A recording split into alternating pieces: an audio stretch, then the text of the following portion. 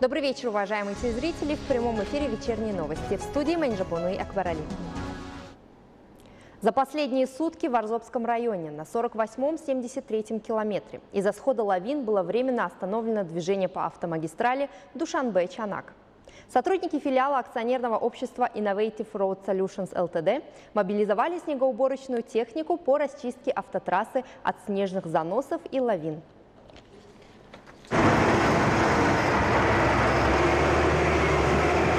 На 48-73 километре Арзобского района из-за обильных снегопадов и схода лавин временно остановлено движение по автомагистрали Душанбе-Чанак. Сотрудники филиала акционерного общества Innovative Road Solutions Ltd мобилизовали снегоуборочную технику и осуществляют расчистку этой автотрассы от снежных заносов и лавин. Кроме того, дороги обрабатываются противоскользящими реагентами. Прилагаются все усилия для того, чтобы в ближайшее время обеспечить движение транспортных средств на этом сложном участке. Временную приостановку движения в компании Innovative Road Solutions Ltd объяснили тем, что эта мера в первую очередь направлена на обеспечение безопасности водителей и пассажиров. Решение было принято по согласованию с ГАИ МВД Республики Таджикистан и Комитетом по чрезвычайным ситуациям и гражданской обороне при правительстве Республики Таджикистан. До сих пор в этом регионе наблюдаются обильные осадки в виде снега и лавиноопасная ситуация. Сегодня во второй половине дня лавина сошла на 65-м километре дороги высотой 10 метров и шириной более 600 метров. Задействовано 6 мощной техники, которые с обеих сторон расчищают снежную лавину. Более 210 снегоуборочных машин и механизмов компании находятся в рабочем состоянии. Большая часть из них в Арзобском районе используется для расчистки дорог от снежных заносов и лавин.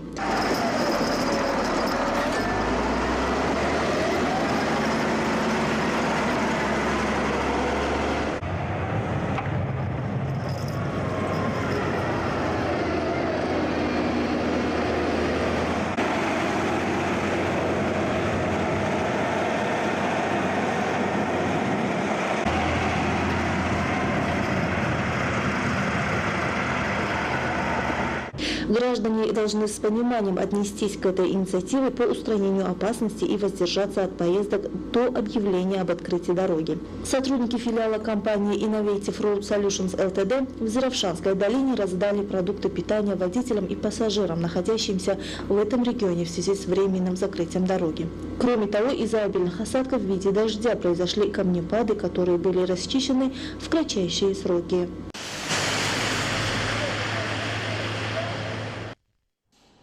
До 20 января текущего года в долинах Таджикистана ожидаются дожди. С 17 по 19 января в горных районах и высокогорных местностях дождь и снег, а в некоторых случаях интенсивное выпадение снега. До 20 января в некоторых горных районах республиканского подчинения и в западной части Горно-Бадахшанской автономной области ожидается сход лавин. В некоторых районах страны туман. На горных автодорогах ожидается гололедица. На некоторых участках трассы не исключен сход лавин. В связи с этим Агентство по гидрометеорологии Комитета охраны окружающей среды при правительстве Республики Таджикистан призывает жителей и гостей столицы воздержаться в эти дни от поездок. Более 60% населения страны прошли вакцинацию, но необходимо расширить процесс вакцинации, так как это единственный эффективный путь предотвращения распространения инфекционного заболевания COVID-19. Об этом отметил в своем послании в Маджлисе Оли президент Республики Таджикистан, уважаемый Эмомали Рахмон. О развитии сферы здравоохранения и социальной защиты населения страны расскажет Карим Гайдар.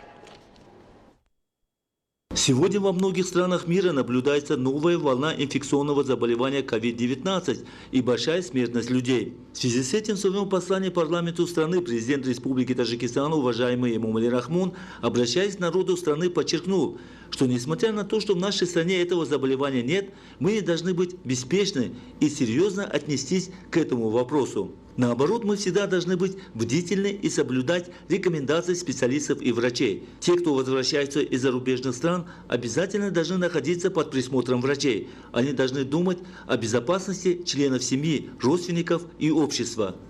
До сегодняшнего дня 60% населения прошли вакцинацию, но необходимо расширить процесс вакцинации, так как это является единственным эффективным путем предотвращения распространения этого заболевания.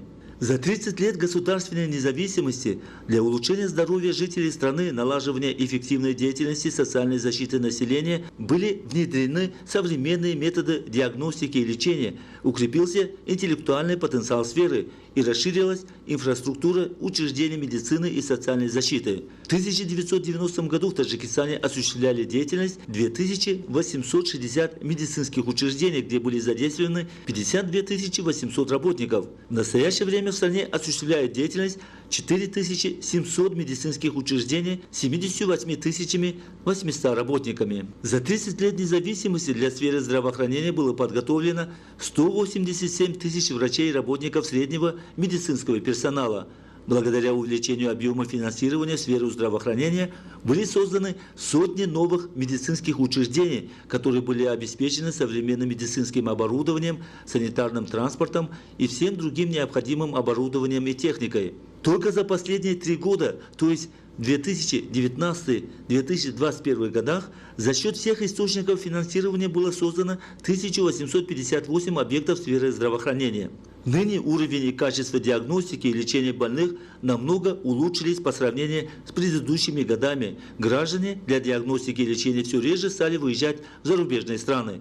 Президент Республики Таджикистан, уважаемый Эмомали Рахмон, в своем послании парламенту страны отметил, что тем не менее Министерство здравоохранения и социальной защиты населения обязано осуществлять необходимые меры с целью большего доступа населения к качественным и специализированным услугам, внедрения в медицинскую практику отраслевых учреждений современных методов диагностики и лечения и инновационных технологий.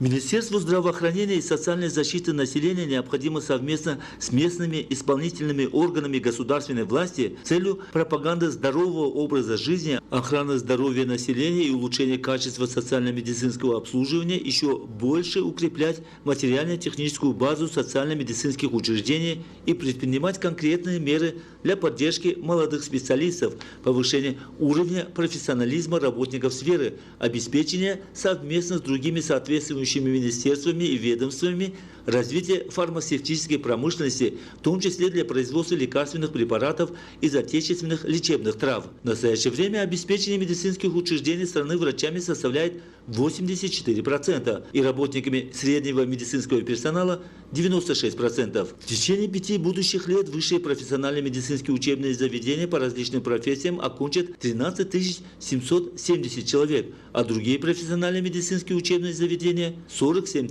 880 человек. Поэтому соответствующим структурам и органам президент страны поручил в течение 2 лет устранить имеющиеся недостатки, связанные с нехваткой кадров. Глава государства, уважаемый Эмомали Рахмон, сказал: подчеркиваю, что для решения 2 важнейших вопросов в сфере здравоохранения, подготовки высококвалифицированных кадров, в том числе специалистов инфекционных заболеваний и вирусологов, и развития фармацевтической промышленности, необходимо принять серьезные меры. Карим Хайдар, Дильшод Хушмах, новости. В соответствии со статистическими данными, женщины составляют почти 50% населения Таджикистана. Сегодня в стране нет такой сферы, в которой таджикские женщины не осуществляли бы деятельность. О роли женщин в построении демократического и светского общества расскажет Шахло Бердиева. Роль женщин в построении демократического и светского общества весьма велика. В настоящее время около 68% работников сферы здравоохранения, более 73% работников сферы образования, почти 27% научных сотрудников и более 23% тех, кто осуществляет деятельность в сельскохозяйственной сфере, составляют женщины и девушки. Наряду с деятельностью в социальных сферах, в том числе науки и образования, государственной службе, в сельском хозяйстве и промышленности, женщины и девушки также самоотверженно трудятся и в других сферах, таких как транспорт, энергетика, связь, строительство и архитектура, банковская система, органы правопорядка и ряды вооруженных сил. Повышение социального статуса женщин, в том числе и в руководящих органах, всегда будет находиться под пристальным вниманием правительства страны. В своем послании парламенту страны стороны, президент Республики Таджикистан, уважаемый Эмомали Рахмон, отметил, что во имя осуществления целей национальной стратегии развития Республики Таджикистан на период до 2030 года для доведения до 30% государственных служащих и до 25% руководящих кадров за счет одаренных женщин необходимо в течение 3 месяцев разработать и представить правительству страны государственную программу воспитания, подбора и расстановки руководящих кадров за счет одаренных женщин на 2023-2030 годы. Также в послании отмечено, что проявлять уважение к матерям, женам и дочерям, приложение усилий во имя решения их трудностей, создания условий для их обучения наукам и ремеслам являются нашей прямой задачей. В период независимости 11 500 девушек из отдаленных горных районов по президентской квоте окончили высшие учебные заведения. В этот период высшие профессиональные учебные заведения окончили 222 тысячи девушек, и в настоящее время в этих учреждениях учебой охвачено еще 100 тысяч девушек. Из 42 тысяч наших студентов, обучающихся в высших учебных заведениях зарубежных стран, более 8 тысяч составляют девушки. За годы государственной независимости вопрос поднятия статуса женщин-предпринимателей в обществе находится в центре экономической и социальной политики руководства и правительства Республики Таджикистан.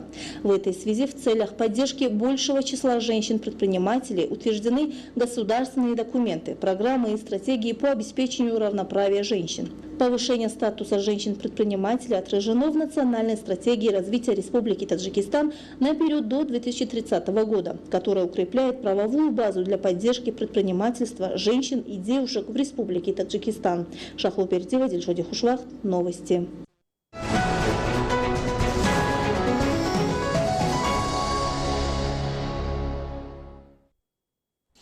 Это были главные новости к этому часу. Не переключайтесь.